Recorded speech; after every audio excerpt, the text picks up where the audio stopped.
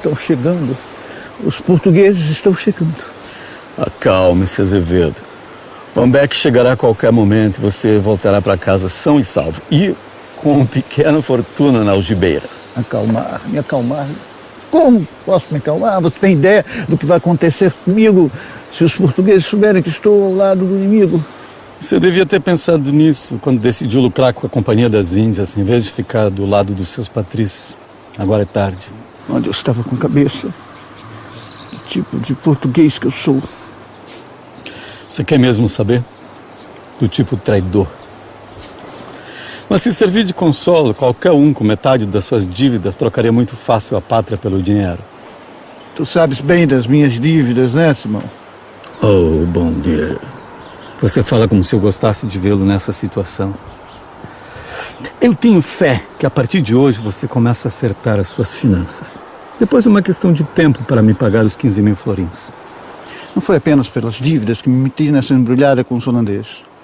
Na verdade, eu achava que os portugueses jamais seriam capazes de vencer essa luta. Agora vejo que os holandeses é que não conseguirão vencê-la. Eles estão chegando. Os portugueses estão chegando. Não há o que temer, meu caro. Suas preces foram ouvidas.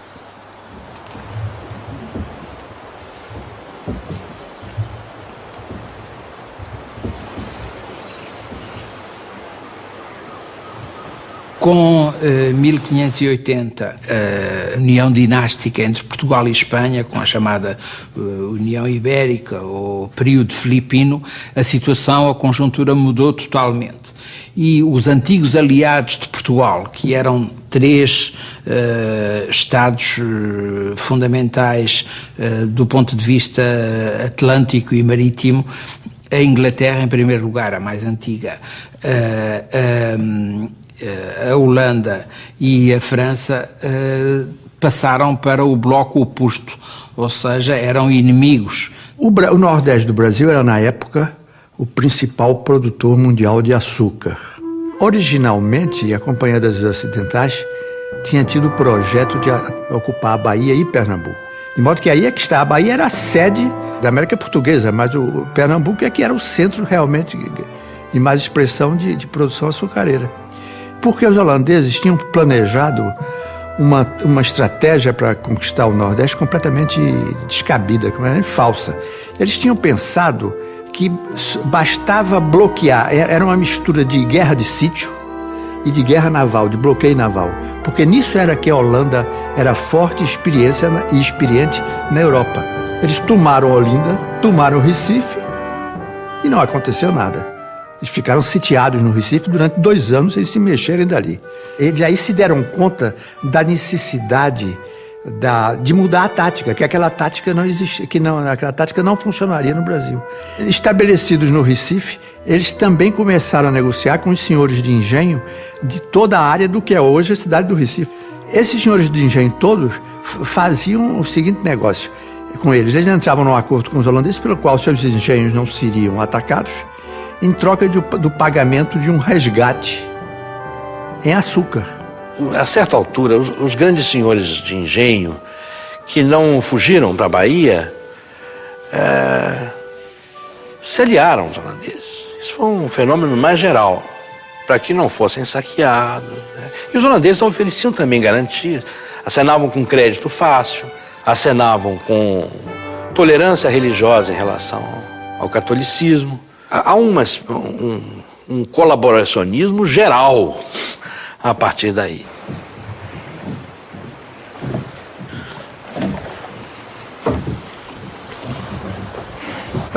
Simão Nunes. Dom Azevedo, deixa ele apresentar um conterrâneo meu. Baltazar Van Beck, antigo funcionário da Companhia das Índias Ocidentais, hoje um mercador. Independente. Independente. Esses tiros, os portugueses estão a chegar. Eu acho que estamos todos apressados para resolver logo esse assunto. Vamos... Não, um momento que antes eu quero testar a qualidade da mercadoria. Vamos comigo.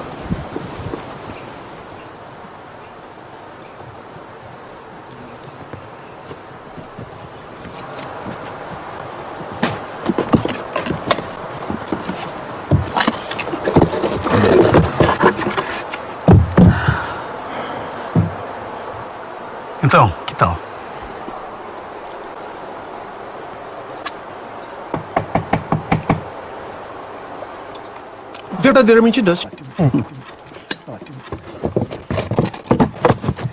Carreguem a canoa. Muito cuidado para não molhar as caixas. Desculpem, é que o Simão me avisou muito cedo e eu acabei não tendo tempo de forrar as caixas com as folhas de bananeira, como de costume. Esses tiros, eles estão chegando. Misericórdia, eles estão chegando. Ah, calme-se, homem. Essas escaramuças se dão léguas daqui. Sim. Mas para mim parece que estão a um tiro de arcabuz. Vejo que nunca esteve num campo de batalha. E vocês viram? Lutei com o exército holandês no ataque às fortificações do Cabo Santo Agostinho. Eu sei que na mata fechada os nossos sentidos são facilmente enganados. Um tiro é dado lá. Sentimos que foi cá.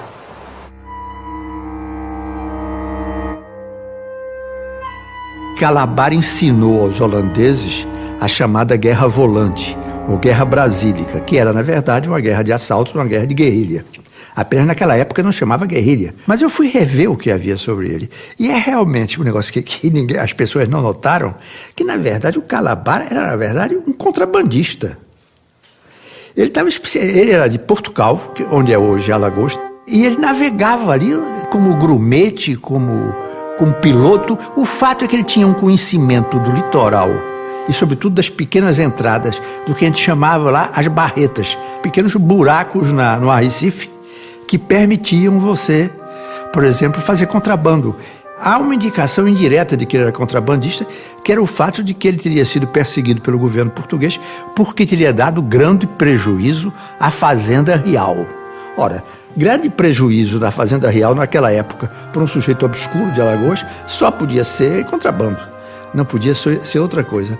Ele fugiu para o norte da Bahia. Ele soube, provavelmente, aqui já é conjectura, que Martim de Albuquerque tinha dado uma espécie de perdão a todos os sujeitos que tivessem sendo procurados pela justiça, com a condição deles lutarem na guerra contra os holandeses. E nisso ele voltou e, por enquanto, ele não foi incomodado. Ele lutou contra os holandeses os 2 primeiros anos de guerra, entre 1630 e 1632. E, de repente, esse homem resolve bandear-se para os holandeses. E essa deserção coincide exatamente com o começo da guerra do uso de guerrilha contra os luso-brasileiros. Mas as fontes holandesas não vão também admitir que um camarada lá do interior, que era mestiço, provavelmente de branco e de africano, tivesse ensinado tática para os holandeses. Eles não iam admitir uma coisa dessa. De modo que eles diziam, não, Calabar ensinou aqui os lugares mais fracos do litoral. Bom, mas quando Calabar foi preso e executado pelos portugueses e pelos brasileiros, ele ainda faltava 2 anos para reconquistar todo o sul de Pernambuco, Alagoas, e levar o domínio holandês até o São Francisco.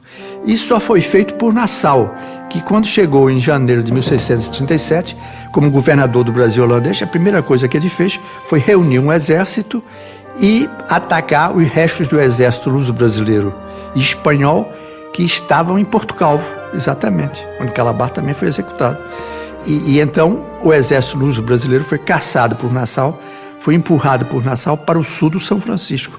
Então Nassau resolveu fazer um Brasil holandês que ele governava entre o São Francisco e o Ceará.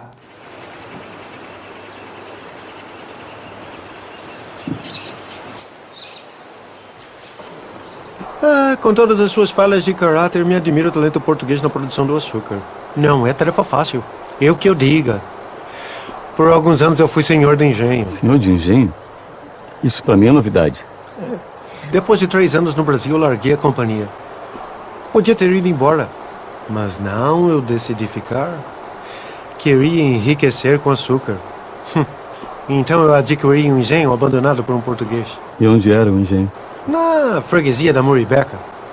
Havia sido confiscado pela companhia, me custou 30 mil florins. Ainda gastei uns 1000 florins com a reforma. O telhado da casa de pulgar estava destruído. As moeiras estavam preservadas, mas as caldeiras estavam jogadas na mata. Por que jogadas?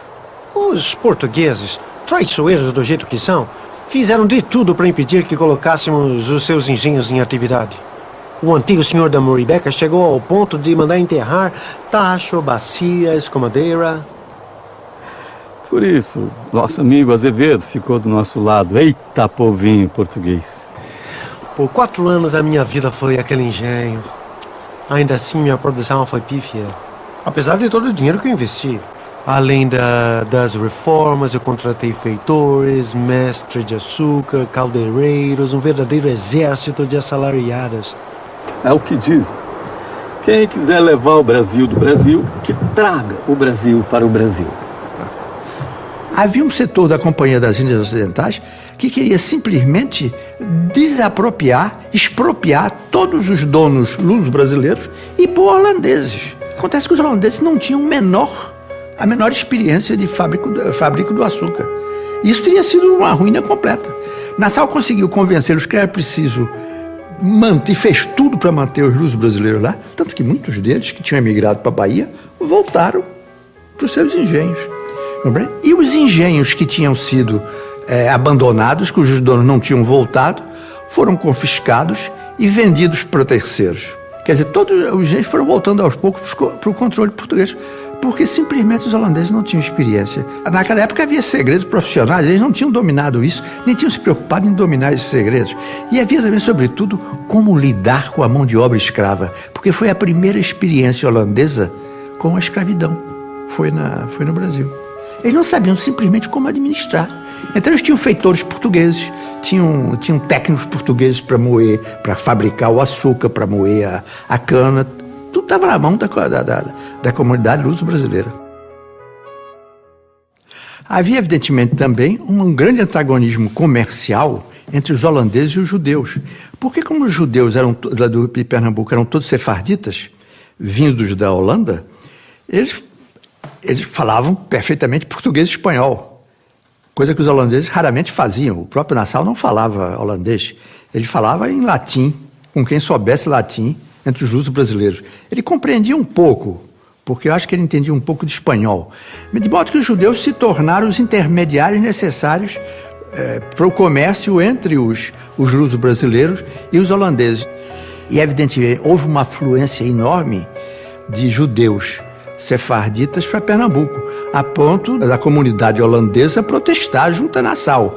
Então o que fez Nassau? Nassau empurrava com a barriga. Chegavam os judeus e se queixavam da perseguição, mas Nassau ia levando. Ele via, entrava por um ouvido e saía pelo outro. Mas a grande pressão que Nassau sofreu da parte dos holandeses foi do clero calvinista, porque o clero calvinista chegou em Pernambuco com a ilusão de converter os índios ao calvinismo.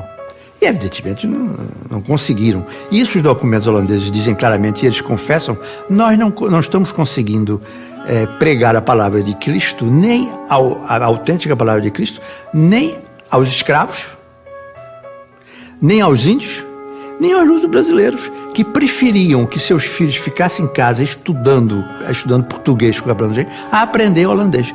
Então, houve por parte da comunidade luso-brasileira uma contração com tudo que fosse holandês. O pouco que me restou, investi na escravaria. 50 negras. E o meu feitor ainda achava pouco. Queria que eu comprasse 70. Devias ter ouvido o teu feitor. O serviço do engenho é muito pesado. Sem escravo, não há açúcar. Negros causaram mais prejuízos do que lucros. É impossível conseguir a sua obediência. Isso porque a companhia insiste em trazer para o Brasil os negros de Arda, que são um pouco cabeçudos e difíceis de se adaptar ao trabalho. Os da Guiné são um pouco melhores. São limpinhos, inteligentes, especialmente as mulheres, que são muito boas para o trabalho doméstico. Agora, os melhores mesmo são os da Angola. Os da Angola são caros, mas o investimento vale a pena. Eles são muito bons para os serviços mecânicos. E os mulatos, o que você acha?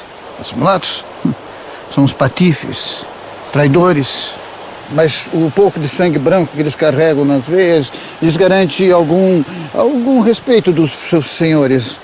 Inferno dos negros, purgatório dos brancos, paraíso dos mulatos. Este é o Brasil. Este é o Brasil.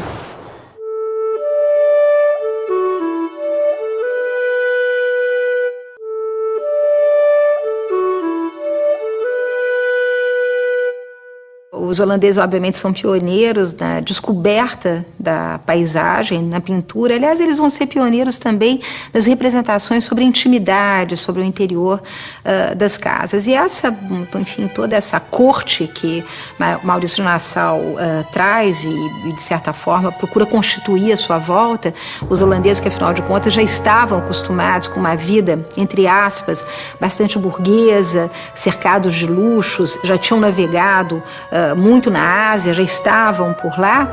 Maurício de Nassau, obviamente, traz esse grupo todo, nós poderíamos chamar intelectual, com pintores, com naturalistas, com astrônomos, né? Justamente para tentar descrever essa paisagem inteiramente nova para aqueles que haviam ficado do outro lado do Atlântico. Então, o que essa paisagem revela? Primeiro, eu diria que um interesse que se coaduna com um certo modismo que havia se instalado na Europa em torno das chamadas raridades. Essa expressão raridade justamente definia tudo aquilo que não estava no cotidiano do europeu. Daí a ênfase muito grande na pintura, por exemplo, de todas as nossas frutas, leguminosas, árvores, animais, muitas vezes até um pouco imaginários, né? Escapam um pouco à sua conformação natural. Quer dizer, é um momento em que o mundo está sendo descoberto. É preciso fazer uma espécie de amplo catálogo, não é? Dessas maravilhas que vão sendo pouco a pouco desveladas ao europeu que toma o seu barco e que vai de encontro a esse outro totalmente desconhecido. É preciso informar aqueles que estão na Europa sobre esse outro, sobre esse universo desconhecido. O que é muito interessante e que não escapa à pintura holandesa é a imensidão dos céus do Brasil, né? Essa é uma das características dessa pintura, um azul que nós sabemos que não existe na Europa e essas grandes amplidões que de certa forma falam desse continente imenso, desconhecido ainda a ser explorado, a ser apropriado, a ser explorado pelos europeus. De todos os segredos da produção do açúcar, me intriga. Como é que os portugueses conseguem um açúcar tão branco? Isto é responsabilidade dos purgadores. Contrataste um experiente? Não, na verdade, como eu já estava ficando sem recursos, eu coloquei um escravo para realizar a tarefa. Foi um erro muito grave. Tolice! Então o serviço de uma única pessoa faria diferença? Como? Com água e barro. É o quê? O segredo é colocar água e barro sobre o açúcar, sobre os tabetes de açúcar. Água e barro? Sim. Quem que inventou isso? Foi uma galinha. Uma galinha? Sim, uma galinha, é o que dizem. Isso foi na Ilha da Madeira, aí pelos idos dos 1500. O açúcar sempre foi escuro, mas até que um dia uma galinha subiu sobre a produção de açúcar com os pezinhos sujos de barro, um pouco úmidos. E quando saiu, deixou umas pegadas branquinhas. Este é o segredo. Qualquer purgador saberia disso. Se não tivesses economizado, terias açúcar branco. Os portugueses transformaram o primeiro encontro deles com os holandeses, na verdade, numa macro-guerrilha. Eles se emboscaram por trás de um tabocal. O tabocal era cana brava, alta. Você podia, muito mais alta do que um homem, eles podiam se emboscar. Os holandeses vieram pela planície. Quando foram atravessar o rio Tapacurá, se defrontaram na margem do rio com um grupo pequeno de guerrilheiros russo-brasileiros. Pensavam que eram só aqueles. Na verdade, eles tinham sido mandados para atraí-los para a armadilha, porque o grosso da tropa luso-brasileira estava no Tabocal e, sobretudo, na colina lá no alto. Eles caíram na armadilha e foram completamente destroçados. O que o Chito fez? O Chito voltou para o Recife correndo com a tropa e resolveu parar no engenho do Casa Forte, que é um engenho que é um bairro hoje do Recife. E aí foi sitiado pelo exército que tinha acabado de derrotá-lo em Tabocas. E aí eles estiveram dentro da casa grande do engenho, no pátio do engenho e na casa de moagem, na casa de fabrico de açúcar, eles tiveram uma escaramuça violenta que morreu gente que não acabou mais. Inclusive uma boa quantidade de índios que estavam lutando a favor dos holandeses. Então os holandeses recuaram para o Recife. E o Brasil holandês ficou praticamente reduzido a uns poucos barcos entre 1649 até a capitulação final em janeiro de 1654.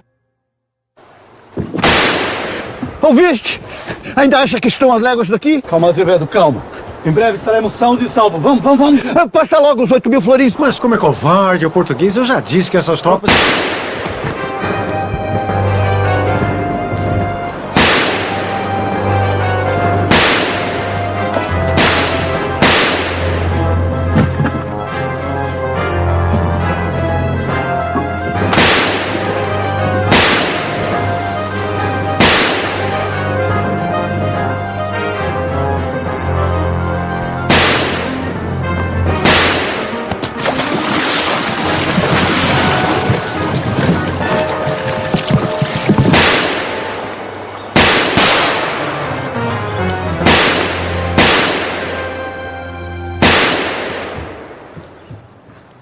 De modo que uma das coisas mais curiosas da história de Pernambuco no período colonial é esse.